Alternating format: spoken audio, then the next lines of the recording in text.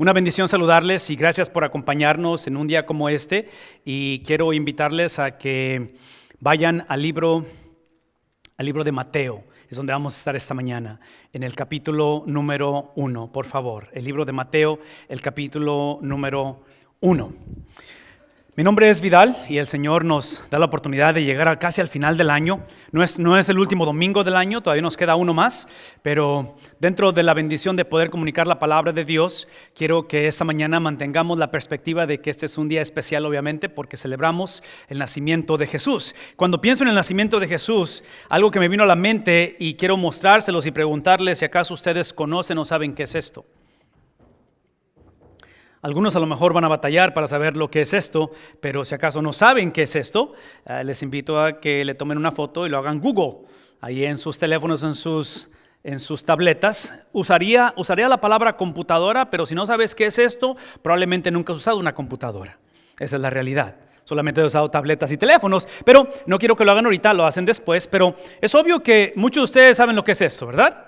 ¿Cuántos de ustedes tienen uno de estos en la casa o varios de estos? ¿Cuántos de ustedes no saben qué hacer con ellos ahora?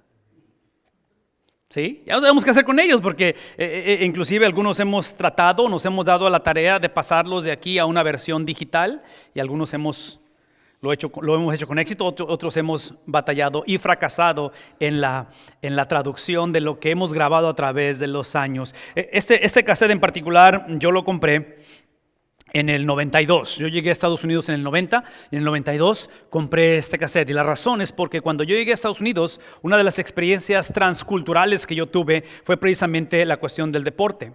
En mi crecimiento, y llegué aquí de 17 años, por 17 años todo lo que conocí fue el fútbol, soccer, todo lo que conocí. Cuando llego a Estados Unidos por primera vez me encuentro y me adentro de una manera así bastante integral, bastante agresiva a lo que viene siendo el deporte del básquetbol. Y me enamoré de él, me encantó, de tal manera que eventualmente en el 92 yo me compro mi propio cassette de Michael Jordan. Porque es que ese es el cassette que viene aquí. Y lo compré porque obviamente no solamente es el mejor que ha jugado este deporte, yo argumentaría, en el culto de las 11 me van a debatir ese punto, pero después platicamos de eso. Pero la razón que esto es atractivo y tener esto grabado, lo cual, hablando de diferencias generacionales, mi hija la mayor me introdujo hace algunos meses, y hemos tenido Netflix por bastante tiempo, pero me introdujo a lo que es Amazon Prime. Ahora la versión como Netflix, pero en Amazon, de tal manera que todas estas películas que yo he atesorado por muchos años ahora están digitales. Están en una versión digital, de tal manera que ahí están ahora. Y me encanta verlas porque me gusta mucho el deporte. Pero la razón principal que me gusta ver, especialmente los videos de Michael Jordan, es porque Michael Jordan siempre al final gana. Esa es la razón. Michael Jordan siempre gana. E inclusive en el culto de las 11 voy a argumentar con los muchachos de secundaria y preparatoria, que entre ellos está mi hijo, es de que Michael Jordan, en su legado que él tiene de ganar, es de que él fue a la final de los torneos 6 veces. Y los torneos de finales están diseñados que alguien tiene que ganar 4 de 7. Es una serie, 4 de 7. Eso implica que si por alguna razón la serie empata, implica que van 3-3 y se disputan el último juego y ese obviamente va a ganar. Michael Jordan nunca jugó un séptimo juego. Nunca tuvo necesidad, porque siempre ganó. Entonces, es parte de su legado, de su grandeza que tiene él. Y lo atractivo es, como dije, es que siempre gana. La narrativa de la Navidad, que es la encarnación de Jesús, y estamos en Mateo, porque Mateo, dentro de los 4 evangelios, Mateo, a diferencia de Lucas, Mateo, Marcos, Lucas y Juan, Lucas es la entrevista entre el ángel y María. Mateo, que es donde estamos ahorita, es la entrevista entre el ángel y José. Y lo que el ángel va a tratar de recordarle a José, lo cual José, como todo judío, lo cual José, como todo varón, y lo cual José, como toda persona, como tú y yo, es que a José se le va a olvidar que el nacimiento de Cristo no solamente es el inicio del reino o la llegada del reino o la encarnación del reino de Dios. Pero el reto que va a encontrar José, que es el que encontramos tú y yo, es que José va a encontrarse con un reino que no es el que los judíos tenían en mente. ¿Qué implica ello? Aquí está la implicación. De que así como vemos ese tipo de películas de los 90s, porque Michael Jordan ya tiene años que se retiró del deporte, y sabemos que al final de la historia, si está Michael Jordan, van a ganar. Es algo similar con el reino de Dios. Cuando Jesús nace, Jesús no nace para ver si ganamos al final. Jesús nace estableciendo que en la vida de José y en la vida de María, que empiezan peregrinar a caminar como esposos, eventualmente como padres y eventualmente construyen esa vida juntos, ¿sí? No lo van a hacer con el propósito de ganar, van a hacerlo desde una perspectiva de victoria. ¿Por qué? Porque la llegada de Jesús implica que el reino de Dios está establecido y el reino de Dios es aquel que viene para literalmente tomar control de las cosas. Pero aquí está el reto para José. La manera en que el reino va a ser establecido y cómo va a funcionar no es bajo la perspectiva judía. No es bajo la perspectiva inclusive del Antiguo Testamento en este sentido, aun cuando es profecía. En que Jesús, cuando Él nace, nadie esperaba que Él fuera un siervo sufriente. Nadie esperaba que Él fuera el prototipo o la expresión de Isaías 53.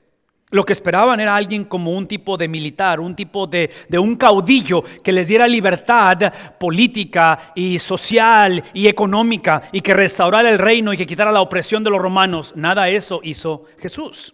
La otra cosa que nadie esperó, y aquí es donde está el reto para José de navegar esta cuestión de la Navidad o la llegada de Jesús, es de que José se encuentra no solamente con el Mesías, pero nadie esperaba que el Mesías fuera Dios mismo.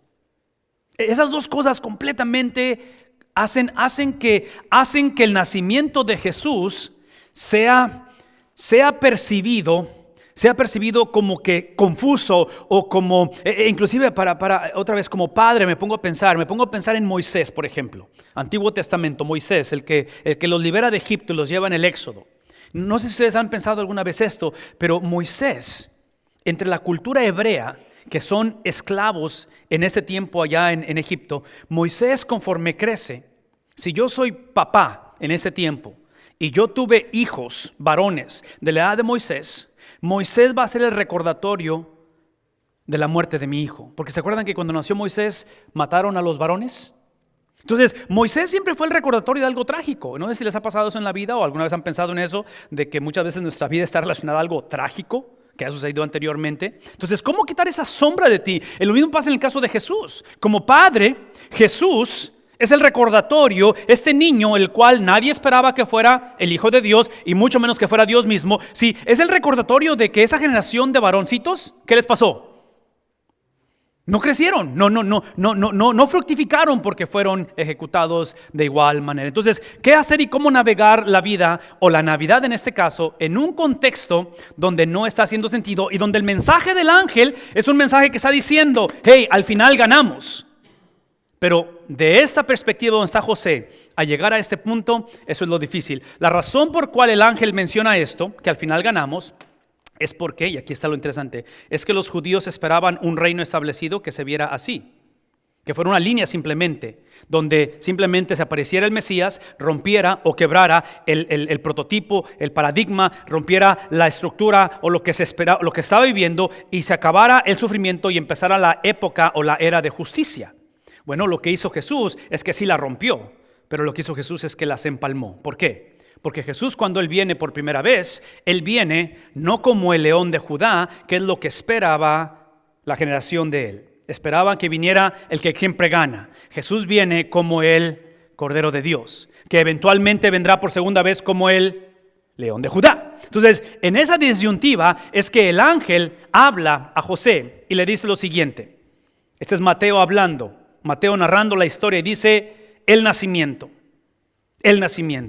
Si vamos a ser la generación que vamos a expresar o conocer, ¿sí?, y cómo navegar esta cuestión del reino de Dios, su llegada a la tierra, no podemos iniciar la narrativa con José o con María, o con el matrimonio de ellos, o con el gobierno de los judíos, o con el sufrimiento. ¿Sí me explico? Observen cómo la narrativa inicia con el nacimiento. Observa directamente, la narrativa inicia con el acto sobrenatural de Dios. La conversación de la Navidad no puede iniciar en qué difícil es para mí la Navidad, o cómo la Navidad me beneficia a mí, o cómo la Navidad se trata de mí, o se trata de la persona que ya no está conmigo, porque el año pasado fue la última Navidad que estuvimos con ella o con él, pero ahora ¿sí me explico? Sí, todo es importante y espero que esta mañana no sientas que estoy hablando en contra de ti, pero lo hermoso de la Navidad es que nos libera de poner la atención en nosotros, de tal manera que inicia con esta experiencia del nacimiento. ¿Por qué? Una vez más, porque si vamos a ser la generación que vamos a pelear o a luchar o a navegar el resto de la historia, no para ganar, sino porque ya ha ganado Cristo, tenemos siempre que iniciar con Cristo. Nunca podemos iniciar con nosotros mismos. Si iniciamos con nosotros mismos, yo le llamaría eso evangelio de la prosperidad. Yo diría que es el evangelio que dice, ven a Jesús para que no sufras, no haya problemas. ¿Sí me explico? ¿Saben de qué estoy hablando, verdad? O sea, eso no es el evangelio. El evangelio inicia con la intervención sobrenatural, en la cual no inicia ni con José, ni con María, ni con los judíos. José es importante, María es importante, obviamente los judíos son importantes, pero los judíos, como tú, como yo, como la iglesia, somos simplemente el vehículo para lo más importante. ¿Qué es lo más importante? Aquí está lo más importante. Es que el nacimiento de Jesús, que por título lleva Mesías, que es lo que significa el Cristo, fue de esta manera. La madre de Jesús, llamada María, estaba comprometida, la versión de la Reina Valera usa la palabra desposada, ¿sí?, para casarse con José. Entonces lo que vamos a encontrar aquí es que el contexto que va a usar el ángel o que va a usar Dios es literalmente el contexto donde ellos ya están en una relación legal. Lo único que puede deshacer esta relación legal, aunque no están viviendo juntos o no deben de vivir juntos, lo cual no han consumado el matrimonio, no hay relación sexual entre ellos o no debe de haber relación sexual, lo único que puede romper o deshacer este compromiso para casarse o este desposamiento son dos cosas. Una es la muerte, lo cual implica que alguien va a ser viudo, o la otra va a ser la cuestión de una carta de, ¿qué cosa? De divorcio. Esa es la única manera que puedes deshacer esto. De tal manera que en este contexto de legalidad, en este contexto donde José y María ya están comprometidos a vivir o a hacer una vida juntos, es donde ahora encontramos, observen el contraste, observen cómo esto suena contradictorio y cómo la vida del cristiano muchas de las veces suena contradictoria a nuestra vida. ¿Por qué? Porque es ahí donde antes de que vivieran juntos, resulta que María, la madre de Jesús, ya estaba embarazada, pero embarazada por obra de ¿quién? Por obra del Espíritu Santo. De lo cual es obvio que si yo soy José, yo no me opongo a que nazca Jesús. Si yo soy José, yo no me opongo que Él sea el Mesías, yo no me opongo que sea el Hijo de Dios. Lo único que me opongo es que mi esposa esté embarazada. Eso es lo único que me opongo. Porque al final de la historia, aun si yo llego a creer que es por obra del Espíritu Santo, vivimos en una cultura, en un trasfondo, el cual me recuerda, escuchen esto, el cual me recuerda que la obra natural o sobrenatural de Dios siempre sucede entretejida con el contexto en que vivimos. ¿Qué implica ello? Por favor, escuchen lo que voy a decir. Eso implica que la llegada de Jesús rompe o desaparece los esquemas de lo sacro y lo mundano. ¿Qué implica ello? Que literalmente todo en esta vida, en el reino de Dios, a través del reino de Dios, puede ser redimido. No hay cosa que no pueda ser redimida por Dios. Y menciono esto porque viendo el paradigma, viendo la manera en que se está desarrollando la historia, muchas de las veces cuando nuestra vida se ve como ese contraste, donde una intervención sobrenatural, mi vida está comprometida o estoy viviendo lo que se espera de mí, pero sucede lo nunca antes pensado, sucede lo que puede ser considerado traición o se siente como traición, donde la vida o donde Dios mismo me decepciona, tratamos de separarlo de ello y muchas de las veces cometemos el error de dar un testimonio inclusive falso de la conversión de uno para hacer para dar una apariencia de que Jesús se vea mejor de lo que realmente es. Le voy a ayudar para yo hacer un poquito más tenebroso mi testimonio y hablar de la disfuncionalidad de mi matrimonio o de mi familia para que vean cómo Dios me ha cambiado. Sí, la realidad es esta. La realidad es que Dios nunca necesitó a una pareja que estuviera casado. Dios no necesitó a que María estuviera de acuerdo con él. El nacimiento de Jesús se iba a llevar a cabo independientemente. Porque así es el Señor. Sus planes, sus designios siempre se cumplen. De tal manera que encontramos esto.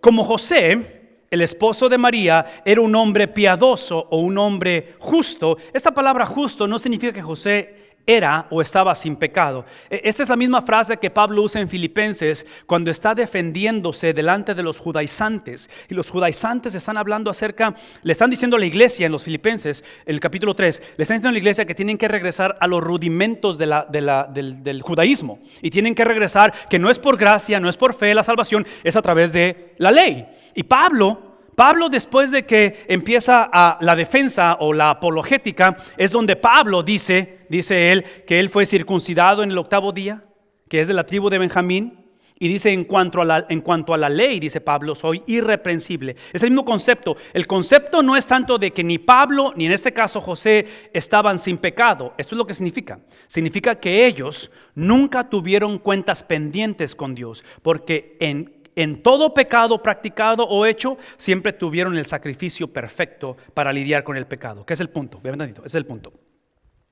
El punto es que antes de la llegada de Jesús, todo lo que los judíos pudieron hacer o el hombre podía hacer era simplemente lidiar o contrarrestar el pecado. Antes de Cristo, el hombre no podía caminar en santidad. Vean la diferencia, una vez más. Una cosa es lidiar con el pecado, lo cual tenemos que hacerlo, y por eso la semana pasada lo dije y lo voy a anunciar una vez más. Ser perdonado por nuestros pecados nunca es suficiente. Y hace 2 semanas lo ilustré hablando de los problemas matrimoniales. Cuando tenemos problemas en el matrimonio y necesitamos ser reconciliados, la razón por la cual pedimos perdón no es para que simplemente ya no haya problemas en el matrimonio. La razón que pedimos perdón es para que al final la relación o la persona, mi cónyuge, regrese a ser uno conmigo. De tal manera que el perdón en la relación es simplemente el vehículo para obtener la persona. Entonces, en cuestión de Dios es exactamente lo mismo. La importancia del perdón de pecados es extrema y la necesitamos, pero lo hermoso de ser perdonado no es la purificación de mi alma, lo cual es importante. Lo hermoso de ser purificado y lavado por la sangre de Cristo es que al final obtengo a la persona de Dios. Porque así como en el matrimonio, lo más importante en el matrimonio, ¿qué es? No es la ausencia de problemas, lo cual lo queremos, pero lo más importante es la persona que escogimos como esposo o como esposa. Por lo tanto, en esta cultura, la justicia es simplemente cómo navegar el pecado. Con la llegada de Cristo, lo hermoso no es solamente que tenemos perdón de pecado, pero ahora hemos sido investidos para caminar en santidad. Ahora podemos y tenemos la habilidad de caminar en lo que se le llama similitud a Cristo. Entonces José está considerado como un hombre justo, un hombre que otra vez tenía el sacrificio perfecto para cada pecado que cometiera. ¿Me explico? Es lo que hacía. Y por lo tanto, a raíz de que tenía una buena relación con Dios o no tenía cuentas pendientes con Dios, observen cómo es reflejada en una buena relación con su cónyuge. Voy a decir esto una vez más, porque esto no es un seminario de matrimonio, pero al parecer está interconectado. Buena relación con Dios produce buena relación con el prójimo.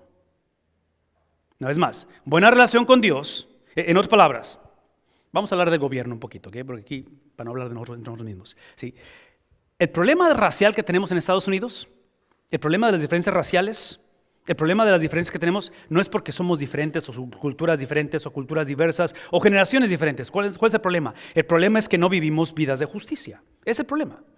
El problema es que nos movemos y nuestro motor de arranque no es la justicia de Dios, es la justicia propia. Es lo que a mí me conviene, lo que yo pienso, cómo fui educado e inclusive mi propia teología. Entonces no estoy abierto a nadie más, no estoy abierto a ningún diálogo. Es interesante que el ángel o Dios escoge a un varón y a una mujer que no necesariamente estaban orando o buscando el rostro de Dios. Es simplemente que en medio del contexto lo que expone es que él es un hombre justo y esa justicia es traducida en su relación con los demás. De tal manera que en su relación con ella, él pone primero a ella de tal manera que él quiere o desea divorciarla. ¿De qué manera? De una manera secreta. ¿Por qué? Porque está implicado culturalmente hablando que toda mujer que fuese embarazada, que estuviera encinta, en el contexto de simplemente estar desposada, implica que no vivía con el varón, es que todo embarazo fuera del matrimonio, el pago era ¿qué? Literalmente era muerte. Entonces, lo que está haciendo José, está protegiéndola, la quiere dejar en secreto. Hermanos, esto es lo que quiero que nos llevemos esta mañana y lo dejemos bien en claro. Lo que encontramos desde la narrativa al principio de esta experiencia y al hablar del nacimiento, el nacimiento de Jesús es literalmente el segundo Adán. Es el segundo Adán. Cristo, de acuerdo a Pablo, capítulo 5, nos está ilustrando la experiencia en reversa del primer Adán. En el primer Adán no hubo un divorcio entre Adán y Eva, pero hubo un divorcio entre Adán y Dios. ¿Sí?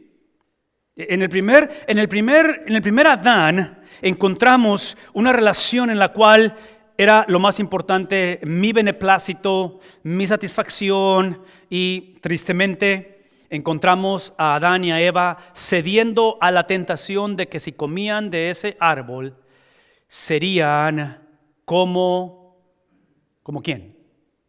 Como Dios.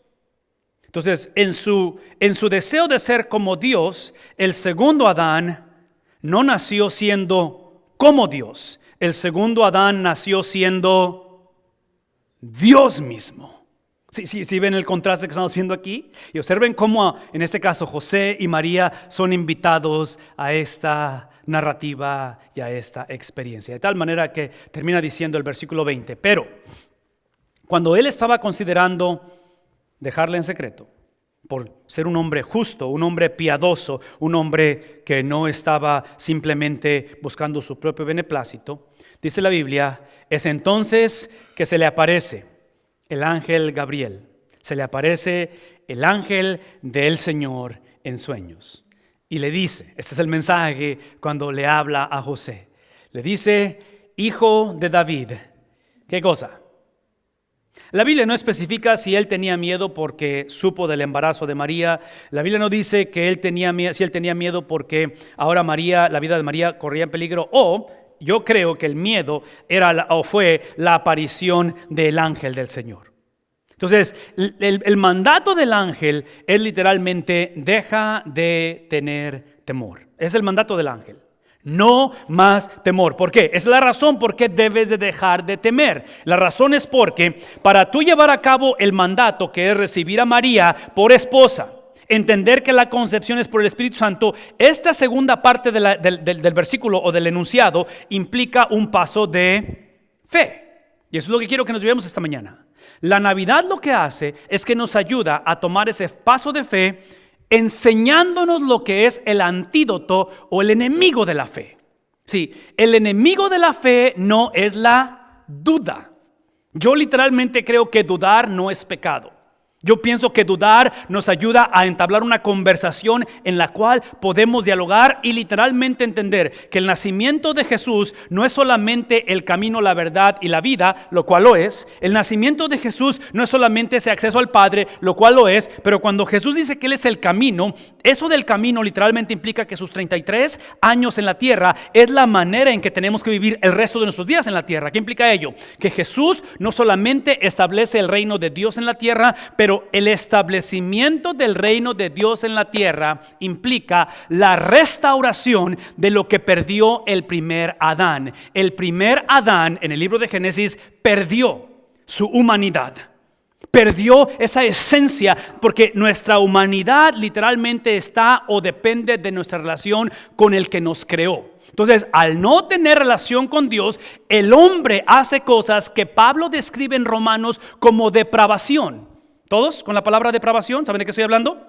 Es que es una palabra un poquito así media oscura y no común. Pero el punto es que hacemos cosas inhumanas. ¿Qué implica ello? Que si Cristo restaura nuestra humanidad, yo literalmente creo que parte de ser humano es dudar. Y no es tanto dudar en el sentido de que dudamos de Dios, pero escuchen esto, es simplemente tener la libertad de expresar nuestros sentimientos, no tanto porque Dios los aprueba, pero es porque simplemente ahora entendemos que si mi propósito no es simplemente estar perdonado, pero caminar en santidad, al parecer, el antídoto a creer y tomar este paso de fe, de recibirla, de casarme, de literalmente aceptar ese bebé y específicamente creer que es la obra del Espíritu Santo, el problema de creer eso no es tanto la duda, el problema es el temor.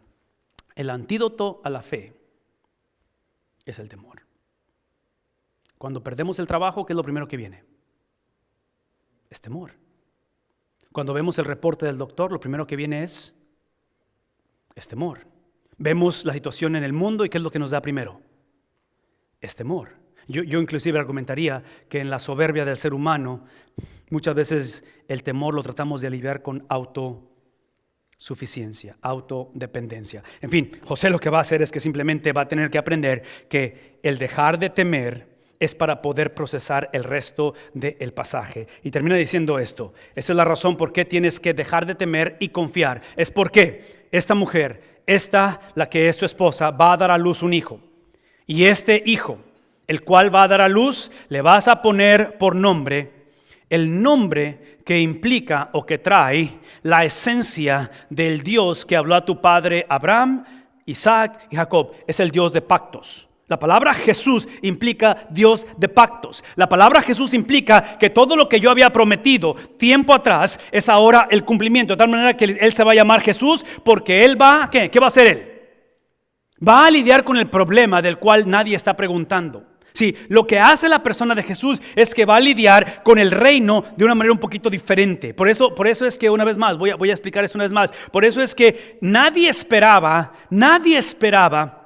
que el Mesías fuera el siervo sufriente de Isaías 53. ¿Por qué? Porque nadie, sí, una vez más, así nada más rapidito esto, aunque no tengo mucho tiempo para explicar esto. Porque el pueblo de Israel se había conformado con simplemente tener sacrificios para no tener cuentas pendientes con Dios. Pero el pueblo de Israel quería solamente ser perdonado, no necesariamente enamorarse de Dios, no necesariamente caminar en santidad con Dios, no necesariamente ser la presencia de Dios en la tierra. ¿Cómo sé eso? Porque el pueblo de Israel no quería necesariamente ser el vehículo de redención a las naciones. El pueblo de Israel quería restauración del reino solamente para ellos. De tal manera que es aquí donde Adán tiene que entender este mensaje. El hijo que van a nacer, le vas a poner por nombre Jesús, porque Él establece un reino en el cual el pecado del hombre va a ser disipado. Ahora, aquí tengo que hacer mi comercial de Pablo de Romanos porque tenemos que hablar un poquito acerca del pecado. La Biblia enseña con respecto al pecado 3 diferentes fases, y esto es más rápido, ¿ok? No está en sus hojitas, pero tenemos que mencionarlo por lo que viene por delante. Número 1, cuando se trata de recibir o aceptar el regalo de Dios, literalmente, porque lo que hizo el primer Adán en Génesis capítulo 3, el pecado tiene sobre nosotros una legalidad. En otras palabras, el hombre no tiene opción, tiene que pecar, porque Pablo dice que somos esclavos al pecado. Entonces, la primera cosa que sucede cuando aceptamos el regalo de Navidad y aceptamos al Hijo de Dios que tiene por nombre Jesús, lo primero que sucede es que Cristo lo que hace, y es lo que hizo en la cruz, lo que hace su sangre preciosa, Él quita, vean esto, Él quita la legalidad del pecado sobre nosotros. Pablo usa 2 analogías en Romanos capítulo 5 y capítulo 6, que usa la analogía del matrimonio y la esclavitud. A menos que el esposo dé carta de divorcio a la esposa no es legalmente libre. A menos que el amo dé una carta de libertad al esclavo, el esclavo nunca. Entonces, la carta fue dada y el proceso de adopción se inicia a través de Cristo Jesús. Por lo tanto, cuando hablamos de ser liberados del pecado, la primera cosa que somos liberados es de la legalidad del pecado. Véanme tantito, ¿qué implica ello? Que como cristianos, todo cristiano, seguimos pecando, pero ya no pecamos porque tenemos, ahora pecamos porque queremos, porque somos libres del pecado. De lo que no somos libres todavía es de la influencia del pecado. ¿Sí vemos la diferencia? Influencia, legalidad. La segunda cosa es lo que acabo de decir con respecto al pecado. Es que el pecado legalmente ya no tiene poder sobre mí, pero tiene influencia sobre mí. Pablo dice que lo que no quiero, eso termino haciendo. Esa lucha que hay constantemente en nosotros. La tercera cosa, que es la que sucede una vez más en la consumación del reino, cuando Él venga por segunda vez, es que en su llegada por segunda vez como el león de Judá, es que seremos en lo que habla la Biblia, en algo instantáneo, que aquellos que están dormidos, ¿qué es lo que va a pasar con las tumbas? Seremos, en un abrir y cerrar de ojos, seremos, ¿qué cosa? Transformados. ¿Qué implica ello? Que esa transformación implica la desaparición de su influencia completamente. Entonces, legalidad, influencia y la desaparición. Seremos recibidos, o nos será dado un cuerpo semejante al de Cristo en glorificación hacia Él, el cual no conocerá pecado. Ahora, esto es lo que puedo decir con respecto a ello.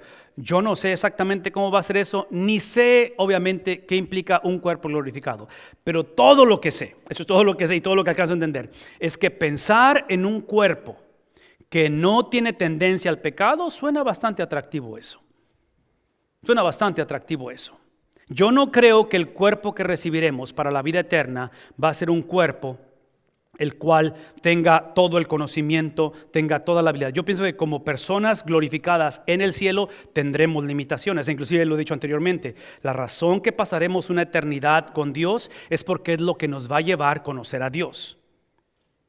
Porque Dios es inescrutable. Dios es más allá de la habilidad simplemente que tenemos de conocer o de entender. De tal manera que en esta concepción de cosas es donde quiero que vean la explicación de esta salvación. Es que Jesucristo ha revelado quién es Dios. Quien ha visto al Hijo ha visto al Padre. Entonces Jesús revela quién es Dios. Por favor, escuchen esto porque tengo que acabar. Sí, es extremadamente importante que si tú nunca has puesto tu confianza en Jesús, entendamos esto, porque a mí no me haces ningún favor en poner la confianza en Jesús. Sí, no es algo que yo trato de convencerte de que lo hagas, pero entendamos la magnitud de esta revelación. Poner mi confianza en Jesús implica de que si Jesús, vean esto, Jesús humanamente reveló como la segunda persona de la Trinidad, lo hemos dicho esto varias veces, Jesús es una persona con dos, ¿qué cosa? Empieza con N, dos naturalezas, ¿recuerdan eso? 100% hombre, 100% Dios. Déjame tantito. La razón por qué Él revela al Padre y la confianza o la fe es puesta en Jesús, porque toda persona que trate de tener acceso a Dios sin Jesús va a ser consumida. Va a ser literalmente destruida, porque sin fe es imposible, ¿qué dice la Biblia? ¿Agradar a quién? En otras palabras, lo que ha hecho Jesús es que Jesús ha literalmente, así como lo expliqué anteriormente, Jesús es la versión de ir despacio para que podamos entender quién es Dios. Así como en un cassette, en un tocacintas que empieza a hacerse así lenta la cosa, es lo que hizo Jesús. Nos puso a Dios de tal manera que podemos procesarlo, vean esto, sin ser consumidos por Él. Eso es lo que significa la fe. La fe es simplemente decir, yo no puedo contener a Dios, pero puedo poner mi confianza en aquel que es Dios, que Él se ha hecho hombre y se limitó a sí mismo, de acuerdo a Filipenses, se limita a sí mismo, lo cual eso implica que en su deidad o divinidad Él añadió humanidad y añade humanidad, y porque es nacimiento virginal Él no tiene la tendencia al pecado, de tal manera que en su humanidad Él va a librarnos de nuestros pecados y Él me revela quién es el Padre. El propósito de la revelación del Padre es literalmente para, ¿qué cosa? Véame tantito. Si ya explicamos la cuestión del pecado en cuestión de legalidad, en cuestión de influencia y en cuestión de desaparecer completamente, es obvio, y eso es lo que Pablo enseña, es obvio que antes de Cristo, antes de la revelación de Él, todos vivíamos una vida de consagración. ¿Pero consagración a quién? Al pecado. Por lo tanto, escuchen esto, ¿será posible que la Navidad es el recordatorio de que lo mínimo que Dios está pidiendo de nosotros en consagración, en exclusividad, mínimo, es la misma exclusividad y consagración que tuvimos con el pecado?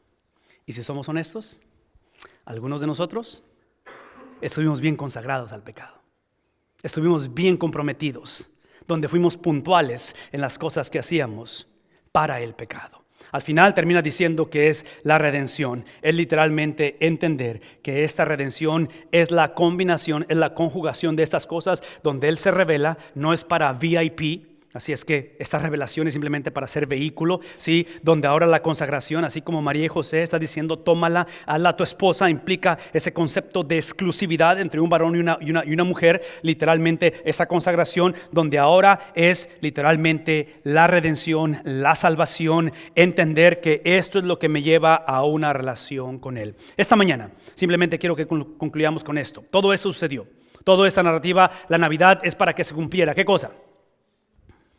Simplemente para que se cumpliera lo que 700 años antes un profeta llamado Isaías habló a un rey que trató de jugar con Dios, siendo un poquito él medio religioso. Y tenía todo el léxico, tenía todas las frases, había crecido en la escuela dominical, había sido diácono en la iglesia, había sido hijo de pastor. En fin, es el típico, el rey Acaz en Isaías capítulo 7 es el tipo de persona que era bastante religioso. ¿Cómo sé eso? Porque en Isaías capítulo 7 es donde Isaías confronta a Acaz y la respuesta que Acaz le da a Isaías es una respuesta completamente de labios hacia afuera, pero un corazón lejos delante de Dios, que es el caso del pueblo de Israel. ¿Qué es lo que le dijo Isaías? Isaías le dice, la virgen. ¿Por qué virgen? Tiene que ser virgen, porque el ser que nacerá, no solamente va a ser el que viene a salvar al pueblo de sus pecados, pero literalmente tiene que ser sin pecado o sin inclinación al pecado, porque el ser que nacerá será llamado. La diferencia entre Isaías y Acaz y entre el ángel y José es que el enfoque de Isaías, porque la Biblia no implica en Isaías que esta palabra en Isaías es una mujer que nunca había tenido relaciones sexuales. En Mateo lo implica, pero en Isaías está implicando una mujer que ya tiene la edad de concebir. En Isaías, ¿qué implica ello? Véame tantito. Que en Isaías el enfoque está en el nombre, ¿sí? En Mateo el enfoque está en que es Dios mismo. En que al final de la conversación, lo más importante no es lo que Dios hace por nosotros. Lo más importante no es necesariamente la manera en que Dios salva nuestras vidas. Lo más importante es la presencia de Dios. Es que al final de la historia, y ustedes recuerdan la historia, esta es la Navidad, el nacimiento de Jesús, literalmente esto va de esta manera. Y por 33 años Jesús en la cultura, en la manera en que lo vemos, va de esta manera, que termina literalmente en un madero, termina siendo crucificado en el Calvario, y en el tercer día obviamente Él va a ser exaltado. Filipenses dice que en medio de su humillación, en medio de su obediencia, en medio de su muerte, es que Dios le da el nombre que es por sobre todo nombre, que es el nombre del Señor, y que ante ese nombre toda rodilla, ¿qué va a hacer? Doblegarse, toda lengua va a ¿qué? Confesar que Cristo es. ¿Sí? El punto es el punto es la presencia, el punto es el carácter, el punto es la esencia de Dios.